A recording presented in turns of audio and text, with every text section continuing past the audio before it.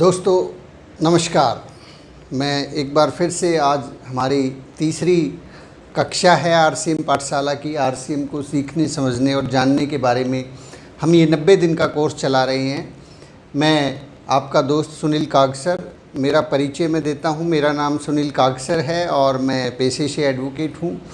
फ़िलहाल पंजाब और Haryana high court Chandigarh में मैं प्रैक्टिस करता हूँ। मेरी धर्मपत्नी अनीता जी आरसीएम बिजनेस में स्टार पर्ल अचीवर हैं। तो हम लोग आरसीएम को किस प्रकार से करना है, क्या है आरसीएम, इसको समझने और जानने की कोशिश कर रहे हैं। कल आपने एक बहुत ही बेहतरीन फिल्म देखी होगी आदरणीय दिनेश चौधरी जी की, और मैं जानता हूं कि आपको जितना मज़ा इसको देखने में आया था, इतना मज़ा तो शायद शोले फिल्म को देखने में भी ना आया हो। आपको खूब सारा एंटरटेनमेंट मिला होगा, खूब सारी जानकारी मिली होगी, और बहुत से साथियों को आरसीएम बिज़नेस क्यों करना है इसके बारे में भी बिल्कुल बखूबी पता चल चुका होगा। और यदि आपके घर में कोई व्यक्ति आपको रोक रहा था तो अब ये फिल्म देखने के बाद वो आपको आरसीएम बिज़नेस के लिए मना नहीं करेगा। तो आइए बातचीत को शुरू करते हैं। आज की जो विषय है, आज मैं आपको एक कहानी के साथ आज की ट्रेनिंग को हम शुरू करते हैं। एक बार एक गांव के अंदर, अमेरिका का एक गांव था, एक बहुत बिल्कुल सच्ची घटना है। उस गांव में दो लड़के रहते थे, एक का नाम था पाब्लो और दूसरे का नाम था ब्रूनो। पाब्लो और ब्रूनो जब बड़े हुए तो उन्होंने अपने गांव का जो मुखिया था उसके पास जाके एक दुविधा रखी। मुखिया को उन्होंने कहा कि साहब, हम बड़े हो गए हैं, अब हमें कुछ काम करने को चाहिए, क्योंकि घर वाले अब जो है शादी करने की तैयारी कर रहे हैं। काम करेंगे तो हम आगे बढ़ पाएंगे। तो मुखिया ने कहा कि देखिए, हमारे ये एक छोटा सा गांव है, पहाड़ों से घिरा हुआ गांव है, कोई बहुत बड़ी इंडस्ट्री नहीं है, कुछ ज़्यादा रोज़गार नहीं है। हाँ, एक काम है जो आप कर सकते हैं। हमारा जो गांव है वहाँ से अभी 5 मील की दूरी पर एक झील है, और सारा का सारा गांव उस झील से पानी लेके आता है, पीने का पानी। तो आप क्या कर सकते हैं, आप उस झील से पानी लेके आएँ तो यहाँ जो रहने वाले कुछ अमीर लोग हैं वो आपसे पानी खरीद लेंगे। और ऐसा ही हुआ। उन दोनों ने उस झील से पानी लेके आना शुरू किया। बाल्टियाँ लेके जाते, हाथों में 2 बाल्टियाँ, और झील पे जाते, और वहाँ से सुबह 5 बजे अपनी दिनचर्या शुरू करते, और शाम होते होते तक वो, क्योंकि 5 मील का पथरीला सफ़र था, मुश्किल से जो है 7-8 बार चक्कर लगा पाते थे। और ऐसा करते करते उनको अच्छी खासी इनकम होना शुरू हो गई। उनको लगा कि ज़िंदगी सेटल हो गई है। तो शादी भी हो चुकी थी तब तक, और धीरे धीरे करके जो है ना वो अच्छा इनकम ले रहे थे, मज़ा आने लगा था उनको।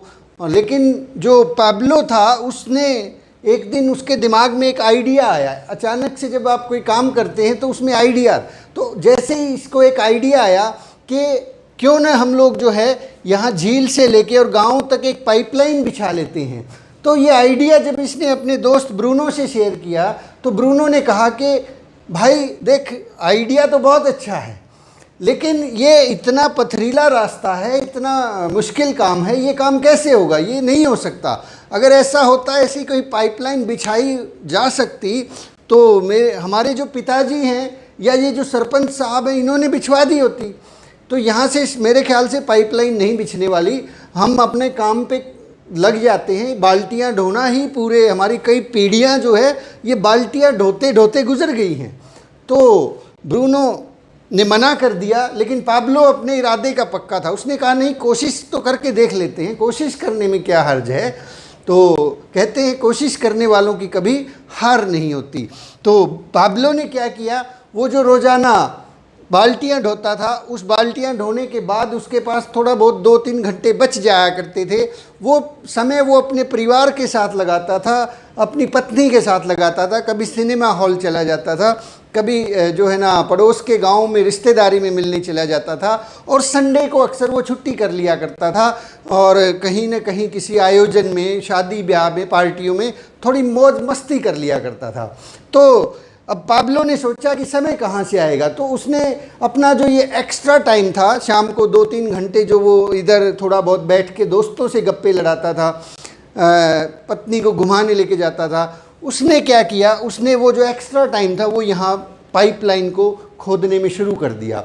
और जैसे जैसे उसने पाइपलाइन को खोदना चालू किया तो पत्थर वाला रास्ता था, बहुत मुश्किल हुई। पहले दिन तो उसको भी लगा कि नहीं, ये तो बहुत मुश्किल काम है, लेकिन वो लगा रहा। एक हफ्ता बीत गया, एक हफ्ते में भी कोई बहुत बड़ी प्रोग्रेस नहीं थी। महीना बीत गया, महीने में भी कोई उसको लगा कि ये तो काम बहुत मुश्किल है, लेकिन वो अपने इरादे का पक्का था। उसको ये एक बात मन में बैठ गई थी कि पाइपलाइन तो मैं बिछा के रहूँगा। जैसे जैसे करके 1 साल पूरा हुआ, तब भी कोई बहुत बड़ी प्रोग्रेस नहीं थी। 1 साल बाद अब ब्रूनो जो है, ब्रूनो इसको कहने लगा कि बच्चा क्या गलती कर रहा है तू, क्यों पागल हो रहा है। और गांव के लोगों ने भी इसको, पाब्लो को जो है पागल सा घोषित कर दिया कि ये पागल है, सारा दिन कुदाल लेके वहाँ पे। पहले ये अपनी पत्नी भी नाराज़ होगी उससे, उसके पिताजी भी उससे नाराज़ थे कि ये क्या कर रहा है। संडे को हमारे साथ बैठ के थोड़ा बहुत बातचीत कर लेता था, आजकल तो तू संडे को भी उसी पाइपलाइन पे वहाँ सारा दिन पहाड़ खोदता रहता है।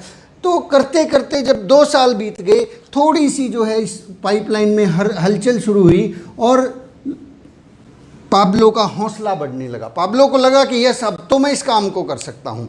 लेकिन तब भी सब गांव वाले और ये ब्रूनो, इसके दोस्त सब खिलाफ थे, कोई नहीं मानने को तैयार था। लेकिन ये फिर इरादे का पक्का था, इसने आगे बढ़ के काम करना शुरू किया। 3 साल बीत गए, 3 साल बाद भी लोगों ने इसको मना किया, लेकिन इसने देखा कि ये पाइपलाइन तो आधे से ज़्यादा बीत चुकी है, अब तो आधा रास्ता सफ़र तय हो चुका है। देखिए, यदि आप आधे रास्ते पे जाके वापस लौट आते हैं तो वापस आने में भी तो उतना ही समय लगता है। तो इसने क्या डिसीजन लिया कि नहीं, मैं आगे ही बढ़ूंगा, पाइपलाइन को आगे बढ़ाऊंगा। इसने और मेहनत की थोड़ा सा, और इसने जो है ना अपना जो यहाँ पे बाल्टियाँ ढोने का जो काम करता था, दिन में 8 बार बाल्टियाँ लेके आता था, तो 8 की जगह इसने सोचा कि मैं 2 बाल्टियाँ कम लेके आऊँगा, पाइपलाइन पे थोड़ा सा और फास्ट काम करता हूँ। इसने पाइपलाइन पे थोड़ा और फास्ट काम करना शुरू किया। रोज़ाना जो है 2-3 घंटे की बजाय इसने 5 घंटे लगाना शुरू कर दिया कि पाइपलाइन, और करते करते 4था साल जब हुआ, ये पाइपलाइन 75% पूरी हो चुकी थी और 5वें साल में ये पाइपलाइन का निर्माण कंप्लीट हो चुका था। 100% पाइपलाइन कंप्लीट हो चुकी थी। अब यहाँ से, इस पाइपलाइन से पाब्लो ने यहाँ पे एक नल लगाया और उस नल से पानी बेचना शुरू किया। अब आप बताइए, क्या ये पाब्लो पागल था? क्या इसका आइडिया बेकार था, यूजलेस था, या फिर इसकी सोच गलत थी? माय डियर फ्रेंड्स, हम भी लाइफ में आप चेक कीजिए कि हम भी कहीं ना कहीं इसी तरह से पाब्लो और ब्रूनो किसी एक श्रेणी में आते हैं। शुरू में हम सब लोग बाल्टियाँ ही ढोते हैं। हमेशा जिस काम को करते हैं उस काम में हमें मज़ा आना शुरू हो जाता है, लेकिन क्या उससे कभी पाइपलाइन बिछने की संभावना है? कभी भी नहीं। मैं आपको थोड़ा सा अपनी स्टोरी से इस बात को रिलेट करता हूँ। मैं इसको यहाँ से मिटा देते हैं, आगे बढ़ते हैं। इस बिज़नेस में आने से पहले हर आदमी का एक ट्रैक रिकॉर्ड होता है। हर आदमी कहीं न कहीं किसी न किसी फील्ड में काम कर रहा होता है। एग्जाम्पल के तौर पे 1995 के अंदर मैंने 10+2 12वीं क्लास का इम्तिहान दिया। 12वीं क्लास का इम्तिहान देने के बाद फिर मेरे मन में आया कि मैं LLB कर लेता हूँ। मैंने रोहतक में जाके LLB में एडमिशन लिया और सन 2000 में मुझे LLB की डिग्री मिली। ये डिग्री मिली, कितना समय लगा? 5 साल। हर कोर्स 5 साल का ही होता है। बढ़िया वाला कोर्स जो होता है ना, वो अक्सर PMT 5 साल की ही होती है। शायद इंजीनियरिंग भी 4-5 साल का कोर्स होता है। 5 साल लगा, मैंने डिग्री की और मैं वकील बन गया। कोर्ट में बैठना मैंने शुरू कर दिया। कोर्ट में बैठना शुरू किया तो वहाँ क्या पहले ही दिन मुझे बहुत बड़ी इनकम आई थी? नहीं आई थी। क्या दूसरे दिन आई थी? नहीं आई थी। क्या पहले महीने आई थी? नहीं आई थी। क्या तीसरे महीने? नहीं आई थी। चौथे महीने? नहीं। 5वें, छठे, 1 साल में इनकम आना शुरू हो गया था वकालत में? नहीं। 2 साल में इनकम आना शुरू हो गया था? नहीं। 2 साल के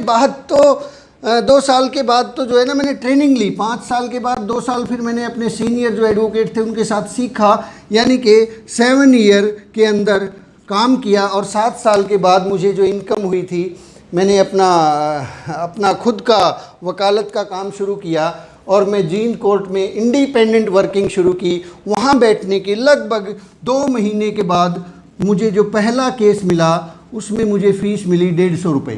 कितनी फ़ीस? हैरान रह जाएंगे, 150 रुपये। समय कितना लगा 150 रुपये कमाने में? 7 साल। और 7 साल में ये बेसिक एजुकेशन भी जोड़ दें, तो 12 और 7 19 साल, 19 साल। लेकिन बेसिक को चलो छोड़ देते हैं, क्योंकि बेसिक तो हर आदमी करता है, 10वीं 12वीं सब करते हैं। लेकिन प्रोफेशनल जहाँ से इनकम आनी थी, 7 साल बाद इनकम है 150 रुपये, और उस 150 में से मेरा 90 रुपये खर्च हो गया था, मुझे सिर्फ 60 रुपये बचे थे। तो काम मैंने करना शुरू किया, काम करते करते फिर आगे बढ़ा। मैं आगे बढ़ के बहुत सारे केसेस मैंने लड़े, और लड़ते लड़ते खूब पैसे कमाए। फिर केसेस ऐसे भी आए जिसमें 2000, 5000, 20000, 50000, 1 लाख ऐसे भी फीस मैंने ली, ऐसे भी केस लड़े। और करते करते ये गाड़ी सन 2013 तक पहुंच चुकी थी। सन 2013 में अचानक से मुझे ये कहानी सुनने को मिली, मुझे ये पाब्लो और ब्रूनो के बारे में पता लगा कि इस तरह से लोग बाल्टियां ढोते रहते हैं ज़िंदगी में, लेकिन अंत में मिलता कुछ नहीं है। बाल्टी ढोएंगे तो इनकम आएगी, अदरवाइज़ बाल्टी ढोना बंद तो इनकम बंद। मैंने भी देखा कि मैं वकील हूँ साहब, कल को अगर कोर्ट में आना बंद हो जाए, किसी वजह से कुछ हो जाए, खुदा न खास्ता, तो क्या मैंने कोई पाइपलाइन बिछाई है? मैंने ये पाइपलाइन की स्टोरी आदरणीय मुकेश कोठारी जी, जो हमारी ग्रेट ग्रेट ग्रेट अपलाइन हैं, उनके प्रोग्राम में पानीपत में सन 2013 का एक प्रोग्राम था, उसमें मैंने सुनी थी। और जैसे ही मैंने स्टोरी को सुना, मेरे दिमाग की बत्ती जल गई कि सुनील वकालत को करता रहे, लेकिन साथ में पाइपलाइन बिछाने का काम शुरू कर दे। उस दिन साहब मैंने पाइपलाइन बिछाने का काम शुरू किया, ठीक वैसे ही जैसे पाब्लो के साथ हुआ, मेरे साथ भी हुआ। मेरे दोस्तों ने, मेरे वकील साथियों ने, मेरे घर वालों ने, सब ने कहा कि तू पागल है क्या, आज से पहले ऐसा कभी हुआ है? लेकिन मुझे यकीन हो गया था उन लोगों को देख के। मैं भीलवाड़ा भी गया, वहाँ जाके मैंने देखा कि वाकई में ये सिस्टम बहुत बड़ा है, और इस सिस्टम में बहुत सारे लोग कामयाब हैं, एक सक्सेसफुल ट्रैक रिकॉर्ड है। मैंने देखा कि इस बिज़नेस के अंदर जो है सतीश पंडित जैसे लोग जो हैं, उन्होंने केवल ये पाइपलाइन का निर्माण 3 साल से कम वक्त में कर दिया। मैंने ये भी देखा कि सुरेंद्र वत्स जैसे लोग जो PhD होल्डर हैं, जो डॉक्टर डिग्री हासिल किए हुए हैं, वो लोग भी इस बिज़नेस में काम कर रहे हैं। और मैंने ये भी देखा कि इसमें आदरणीय राकेश शर्मा जैसे व्यक्ति, जो स्टूडेंट लाइफ में, जिन्होंने पढ़ते पढ़ते ये डिसीज़न लिया कि मैं इस पाइपलाइन को बिछाऊंगा, मैं इस काम को करूंगा, तो उन्होंने भी इस पाइपलाइन को बिछा दिया। मैंने ये भी देखा कि दिनेश चौधरी जैसे लोग जो है, जो बहुत कम पढ़े लिखे थे, आपने कल उनका वीडियो देखा, वो लोग भी इस बिज़नेस में सक्सेसफुल है। तो मेरा भरोसा हो गया कि वाकई में ये सिस्टम काम करता है और हर व्यक्ति के लिए काम करता है। लेकिन जैसे मैंने अपनी वकालत में 5+2 7 साल के बाद जो है मुझे इनकम आना शुरू हुई थी, तो यहाँ भी एक सिस्टम होता होगा, तो मैंने उस सिस्टम को फॉलो करना शुरू कर दिया। अब बात आती है कि इस बिज़नेस से इनकम कहाँ से शुरू होती है। ये आप ठीक मान के चलें कि ये एक बिज़नेस है, ये कोई तुरंत की स्कीम नहीं है। तो माय डियर फ्रेंड्स, मैं आपको बताना चाहूँगा कि यहाँ जब मैंने 7 साल लगाए, तो इन 7 सालों में लगभग मेरा जो खर्च रहा था, वकालत की मैं बात कर रहा हूँ, वहाँ पे लगभग इन 7 सालों में 7 लाख रुपए से ज़्यादा का खर्च हो चुका था। और 7 साल लगाने के बाद जो इनकम थी, वो इनकम कितनी थी? वो थी 150 रुपये। 150 रुपये की इनकम के लिए 7 साल तक मेहनत की गई। 7 साल बाद जाके आप 150 के लायक बने थे। RCM बिज़नेस की बात करते हैं। अब RCM में क्या होता है? RCM में भी मैंने शुरू में काम करना शुरू किया। शुरू में काम क्या होता है? इसमें तो सिर्फ ख़रीदारी करनी होती है। मैंने ख़रीदारी करना शुरू किया, और उस ख़रीदारी का जो नतीजा हुआ, 3 महीने बाद मेरे अकाउंट में 3 महीने बाद मेरे अकाउंट में 549 रुपये का चेक आया। आज आपको बोर्ड के ऊपर थोड़ा सा तकलीफ़ हो रही होगी, यहाँ पे जो है सही से दिख नहीं रहा है। मैं आप एक सेकंड के लिए होल्ड करें, मैं दूसरा जो है पेन लेके आता हूँ, इससे बात बनने वाली है। तो 7 साल के बाद इनकम मुझे मिली 150 रुपये। अब RCM की बात करते हैं। RCM में मैंने 3 महीने काम किया और इनकम मुझे आई 549। पहला चेक जब मुझे 549 रुपये का आया, तो मुझे भरोसा हो गया कि ये सिस्टम कहीं न कहीं बहुत बड़ा है। कहाँ तो 7 साल के अंदर 150 रुपये की इनकम और कहाँ केवल 3 महीने में 549 रुपये की इनकम। मेरा भरोसा बढ़ गया क्योंकि मुझे मालूम था कि बिज़नेस क्या होता है, मुझे मालूम था कि इनकम कैसे ली जाती है, मुझे इस बात का एहसास था कि काम के अंदर सक्सेस कैसे मिलती है। अभी आपने देखा होगा बहुत से लोगों ने एक पीएन की पोस्ट को पाने के लिए पीएचडी कर रखी थी। पीएचडी होल्डर्स जो है, माय गॉड, 20-20, 25-25 साल एजुकेशन लेने के बाद एक आदमी सोचता है कि मुझे कम से कम 20,000 रुपये महीना तो मिल जाए पर मंथ। तो यहाँ अगर कोई स्टूडेंट इस बात को सुन रहा है तो मैं निवेदन करना चाहूँगा कि आप अपना टारगेट आपने जो भी बनाया है वो करिए, लेकिन साथ में आरसीएम बिजनेस को शुरू करिए। कहीं देर ना हो जाए, कहीं आपको 10 साल बाद जाके पता लगे कि काश आरसीएम कर लेता। आरसीएम में तो पाइपलाइन 5 साल में बिछाई जा सकती है। कैसे बिछी ये पाइपलाइन, आज जल्दी से इस बात को शेयर करते हैं। पहले साल मैंने काम किया, पहले महीने मैंने काम किया, इनकम का ग्राफ देखिए। फर्स्ट मंथ कुछ भी नहीं आया क्योंकि पहले महीने चेक नहीं बनता है। दूसरे महीने फिर खरीद की। तीसरे महीने जब मैंने देखा मेरे अकाउंट में पहला जो चेक था वो 549 रुपये का आया। फिर मैंने और तेज़ी से काम करना शुरू किया। करते करते करते करते 1 साल हो गया। 1 साल के बाद जब मैंने अकाउंट को चेक किया तो लगभग 24 या 25 हज़ार रुपये के आसपास इनकम आ चुकी थी। मेरा भरोसा और बढ़ गया कि 1 साल के अंदर, अभी तो मैं सीख ही रहा हूँ। वकालत को मैंने 5 साल सीखा था और उसके बाद 2 साल सीनियर के साथ लगाया था। वहाँ तो 7 साल के अंदर इनकम कितनी, 0। यहाँ 1 साल में 25,000 रुपये में मुझे मिल रहे। मेरा हौसला और बढ़ गया। मैंने और तेज़ी से काम करना शुरू किया कि वाकई में पाइपलाइन बिछाई जा सकती है। फिर क्या हुआ 23 महीने जब मुझे हुए, 23 महीने, 1 साल और 11 महीने जब हुए, तब तक मेरा टेक्निकल क्वालिफाई हो चुका था, टेक्निकल अचीवर में बन चुका था। और इनकम, टेक्निकल अचीवर की जो मुझे इनकम मिली थी वो 45,000 रुपये की महीने की इनकम आना शुरू हो गई थी। तो समझिए इस बात को कि कितना बड़ा सिस्टम है। पहले महीने कुछ नहीं, दूसरे महीने कुछ नहीं, तीसरे महीने 549, 1 साल में 25,000, 23 महीने में 45,000 रुपये महीना। क्या ऐसा सिस्टम आपको मिलेगा? क्या ये पॉसिबल है आपकी किसी एजुकेशनल फील्ड में? क्या ये पॉसिबल है आपके वकालत के अंदर आपने एडमिशन ले लिया कि आप पढ़ते पढ़ते सीखते सीखते इनकम लेना शुरू कर दे? यहाँ तो मैं बात कर रहा हूँ 5 साल के कोर्स की। यहाँ 5 साल, यहाँ भी सेम सिस्टम है, 5 साल आपको सीखना पड़ेगा। अब जब मैं 5 साल की बात करता हूँ, लोगों को लगता है कि 5 साल बाद तो मैं 45 का हो जाऊँगा। भाई आरसीएम नहीं करोगे तो क्या बैक गियर लगने वाला है? नहीं करोगे तो भी 45 के हो जाओगे, करोगे तो भी 45 के हो जाओगे। पार्ट टाइम करोगे तो इसमें 45,000 के आदमी हो जाओगे, नहीं करोगे तो 45 जो भी मिल रहे उसी से गुजारा करना पड़ेगा। चलिए आगे बढ़ते हैं कि ये 45,000 की गाड़ी फिर आगे कहाँ चलती है। चलते चलते चलते चलते जब मैंने इस बिज़नेस को शुरू किया तो डिसीज़न लिया था 2013 के अंदर इस बिज़नेस को शुरुआत किया। मेरा टारगेट था कि मैं 5 साल बाद इस बिज़नेस से रिटायरमेंट लूँगा। तो लोगों ने कहा कि ये क्या बेवकूफ़ाना हरकत है, 5 साल काम करने से कभी रिटायरमेंट मिलता है क्या? कहाँ है ये रिटायरमेंट? कैसे मिलता है रिटायरमेंट? मुझे तो 25 साल हो गए काम करते, मैं तो रिटायर नहीं हो पाया अब तक। रिटायरमेंट का मतलब ये नहीं है कि निष्क्रिय हो जाओ, घाट पे पड़े रहो, कुछ मत करो। रिटायरमेंट का मतलब है कि कम से कम आपके पास एक ऐसा सोर्स ऑफ इनकम जनरेट हो जाए कि कल को खुदा न खास्ता आपको कुछ हो जाए, खुदा न खास्ता आप को भगवान जो है ना आपको बहुत पसंद करना शुरू कर दे, वो कहे कि नहीं बेटा इधर आओ, आपकी तो ज़रूरत यहाँ पर है। तो क्या होगा? तो क्या तब भी जब मैं कोर्ट नहीं जाऊँगा इनकम आएगी? तो क्या तब भी इनकम आएगी जब आप अपनी दुकान नहीं खोलेंगे? तो क्या तब भी इनकम आएगी जब आप अपना क्लिनिक नहीं खोलेंगे?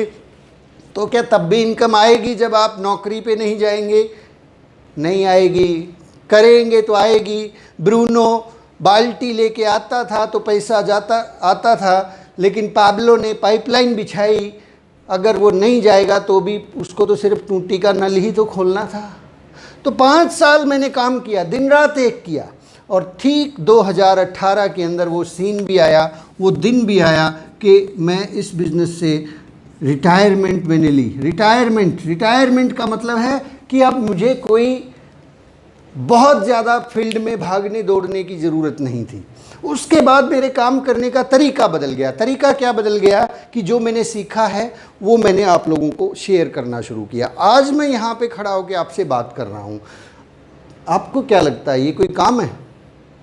काम तो उस दिन करना पड़ता था जिस दिन एक एक आदमी से मिलने के लिए मैं 50-50 किलोमीटर जाता था, और वहाँ जाने के बाद वो आदमी प्लान को देखता था, सुनता था ध्यान से, और फिर धीरे से कहता था कि शाह बहुत अच्छा सुनील, तू बहुत अच्छा कर रहा है, लेकिन ये मेरे काम का नहीं है।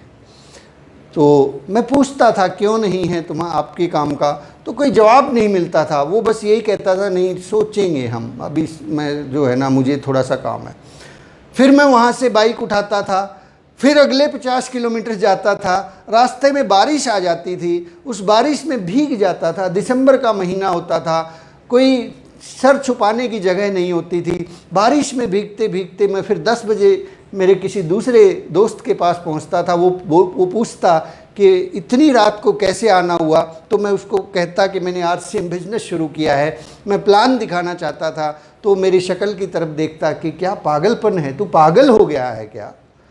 और फिर मैं उसको प्लान दिखाता, 11 बजे तक प्लान दिखाता, और फिर उससे कहता कि नहीं मुझे तो निकलना है, मुझे तो आगे जाना है। तो फिर और गहरी और घूर के नज़रों से मुझे देखता कि कहीं कोई भूत का साया तो नहीं है तेरे ऊपर। लेकिन मैं रुकता नहीं था, क्योंकि मेरे पास टाइम सीमित होता था। 5 बजे तक वकालत करनी थी, घर चलाना था, उसके बाद ही तो टाइम बचता था।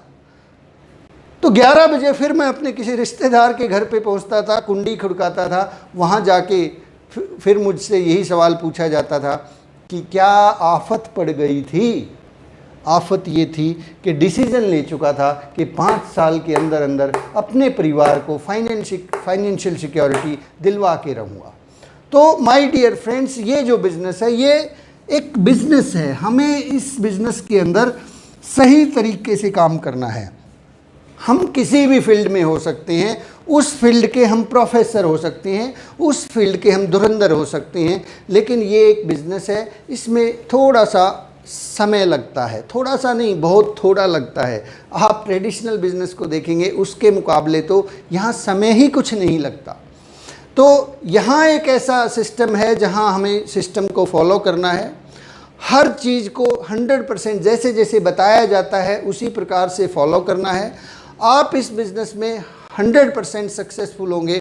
और दूसरी सबसे बड़ी बात जो मुझे इस बिज़नेस में सबसे ज़्यादा पसंद आई थी, सबसे ज़्यादा जो मुझे अच्छी लगी थी, वो ये थी कि यहाँ पे इन्वेस्टमेंट ज़ीरो है। यहाँ पे खोने को कुछ नहीं है, खोने को कुछ भी नहीं है, खोने को कुछ भी नहीं है, पाने को असीमित है। और हमारे बड़े बुजुर्ग ये बात बोलते हैं कि जिस काम को करने में नुकसान की कोई भी संभावना ना हो और 1 रुपये का भी फ़ायदा होता हो तो उस काम को कर लेना चाहिए। तो माय डियर फ्रेंड्स, आप इस बिज़नेस को सीखें, समझें। ये 90 दिन की जो एजुकेशन है, इस 90 दिन के अंदर अंदर आप भले ही बोर हो जाएं, आपको मज़ा ना आए, लेकिन 90 दिन के लिए मेरे साथ रहिए। मैं सुनील कागसर आपको ये विश्वास दिलाता हूँ कि 90 दिन के बाद आपका इस सिस्टम पे 100% आप खुद अपने मुंह से कहोगे कि यस, ये काम 5 साल में किया जा सकता है। पाइपलाइन बिछाई जा सकती है, और एक ऐसी पाइपलाइन जिसका आनंद, जहाँ से जो इनकम आएगी न केवल आप लेने वाले हैं, आपकी आने वाली जेनरेशन्स को ये पाइपलाइन काम आने वाली है, आपकी आने वाली पीढ़ियाँ। क्योंकि एक व्यक्ति हैं मिस्टर रवि ओपी शर्मा, उनके पिताजी ने इस पाइपलाइन पे काम शुरू किया था और वो पाइपलाइन बिछा के चले गए। आज उनका बेटा उस पाइपलाइन के ऊपर टूटी लगाना भूल गया है, उस पर टूटी लगती ही नहीं है, वहाँ कैप लगाई नहीं जा सकती है, वहाँ से इनकम का फ्लो आता ही रहता है, वहाँ बंद नहीं किया जा सकता। वो अगर आज इस इंडिया से निकल के घूमने के लिए 10 साल के लिए बाहर विदेशों में चले जाए, कहीं भी चांद पे चले जाए, तो वहाँ पाइपलाइन में कैप नहीं लगने की जगह है, वहाँ से पैसा आता रहेगा आता रहेगा आता रहेगा। आप देखिए यूट्यूब के ऊपर आपको मिलेंगे, रवि शर्मा जी के बहुत सारे वीडियोज़ मिलेंगे। तो आज की बातचीत को हम यहीं विराम देते हैं। आप चाहे गृहिणी हैं, आप चाहे एडवोकेट हैं, आप चाहे स्टूडेंट हैं, कुछ भी आप करते हैं, आप किसी भी कैटेगरी में हैं, आप गृहिणी हैं तो आप इस काम को कर सकते हैं, आप एडवोकेट हैं तो आप इस काम को कर सकते हैं, आप दुकानदार हैं तो आपके लिए बहुत बेहतरीन है, क्योंकि दुकानदारी में सारी उम्र उसी गल्ले पे बैठते हुए ज़िंदगी निकल जाएगी। आप स्टूडेंट हैं, सबसे बेहतरीन मौका है स्टूडेंट्स के पास। आप टीचर हैं, आप टीचर के तौर पे अपने बहुत सारे स्टूडेंट्स की ज़िंदगी को बदल सकते हैं। आप वो गुरु बन सकते हैं जो हज़ारों और लाखों बच्चों को रोज़गार दिलवा सकते हैं। बस ज़रूरत है इस सिस्टम को समझने की, सीखने की और सही तरीके से करने की। चलिए आज की बातचीत को हम यहीं पर विराम देते हैं। आज का जो हमारा होमवर्क रहेगा, कल का होमवर्क आपने बहुत अच्छे से किया, इसके लिए आपको मैं बधाई देता हूँ। आपने परसों का RCM ही क्यों टेप भी सुना और आपने बुक भी पढ़ी और आपने कल दिनेश चौधरी जी को भी बहुत ध्यान से सुना, उसके लिए मैनी मैनी कॉन्ग्रेचुलेशंस। आज हम लोग जिस टेप को सुनेंगे उस टेप का नाम है 5 साल 45 साल। अभी आपको इसी वीडियो के नीचे, इसी ब्रॉडकास्ट के नीचे उसका लिंक मिल जाएगा। 5 साल 45 साल, ये हमारे आदरणीय सुरेंद्र वत्स जी की टेप है। ये वो व्यक्ति हैं जो PhD होल्डर हैं, ये वो व्यक्ति हैं जिन्होंने इस बिज़नेस को बिल्ड किया, जो इस बिज़नेस के डायमंड हैं, जो इस बिज़नेस के रियल डायमंड हैं, जिनका एक चैनल है चैट विद सुरेंद्र वत्स, जिनको हज़ारों लोग फॉलो करते हैं। न केवल RCM के लोग फॉलो करते हैं, बहुत सी कंपनीज़ के लोग फॉलो करते हैं। इनके चैनल पर हिंदुस्तान की बड़ी बड़ी हस्तियां आके अपना बातचीत रखती हैं। अभी 2 दिन पहले विवेक बिंद्रा जी जो इंटरनेशनल लेवल के ट्रेनर मोटिवेटर हैं, उनको आपने सुना, ये उनकी टेप है। ये बताएंगे कि 45 साल का काम 5 साल में कैसे पूरा किया जा सकता है, कैसे पाइपलाइन का निर्माण होता है। तो एक बार इस टेप को ज़रूर सुनना। 2 पार्ट हैं इसके। और दूसरा, हमारी जो बुक चलती है उस बुक के अंदर बनिए नेटवर्क मार्केटिंग मिलेनियर का जो चैप्टर नंबर 2 है, सिस्टम को 100% समर्पण, सिस्टम को 100% समर्पण, ये वाला चैप्टर आप पढ़ेंगे और इसको पढ़ने के बाद आप इसके ऊपर मनन करेंगे, ध्यान करेंगे कि क्या कह रहे हैं दीपक बजाज जी। बहुत तेज़ी से मत पढ़िए, 90 दिन में हम इस किताब को पूरा करने वाले हैं, हमें पूरा 90 दिन लगाना है। मनन करें और जो चीज़ें समझ में आए अप्लाई करें, समझ में ना आए दोबारा से पढ़ ले। तो माय डियर फ्रेंड्स, अभी हमारे पास केवल 1 मिनट बचा है।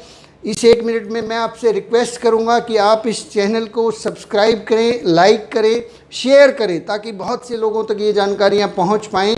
और ये आज के वीडियो को भी अपने ग्रुप्स में शेयर करें, अपने फेसबुक पे, व्हाट्सएप पे, इंस्टाग्राम पे, ट्विटर पे, जहाँ जहाँ आपके लिंक्स हैं वहाँ इस ट्रेनिंग को शेयर करते रहें, ताकि बहुत से लोग इसका फ़ायदा उठा सकें। मैं आपका दोस्त सुनील कागसर कल फिर से आपसे मिलता हूँ ठीक 6:30 बजे एक नए एपिसोड के साथ, ट्रेनिंग नंबर 4 के साथ। Thank you very much.